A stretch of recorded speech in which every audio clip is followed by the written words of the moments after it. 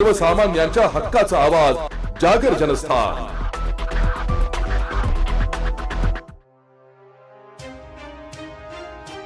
भ्रष्टाचाराविरुद्ध शून्य सहनशीलता दाखवत धुळे लाचलुचपत प्रतिबंधक विभागाने आज मोठी कारवाई केली आहे। नंदुरबार सार्वजनिक बांधकाम विभागातील विद्युत अभियंता नितीन दत्तात्रय इंगळे यांना 8 लाख रुपयांची लाच स्वीकारताना रंगेहात ताब्यात घेण्यात आले। कंत्राटदाराची कोट्यवधींची बिले मंजूर करण्याच्या मोबदल्यात ही लाच मागण्यात आली होती।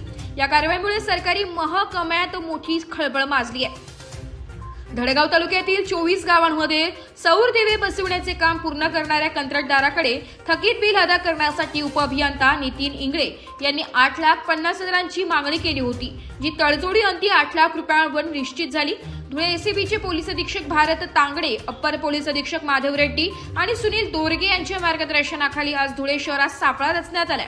पोलीस निरीक्षक यशवंत बोरसे व त्यांच्या पथकाने ही कारवाई यशस्वी केली आहे। सध्या आरोपीवर भ्रष्टाचार प्रतिबंधक कायद्याच्या कलम 7 अन्वये गुन्हा दाखल करण्याची प्रक्रिया सुरू असून पोलीस उपअधीक्षक सचिन साळुंखे पुढील तपास करीत आहे। जगत जनस्थानसाठी प्रतिनिधी रूपक बिरारी, धुळे।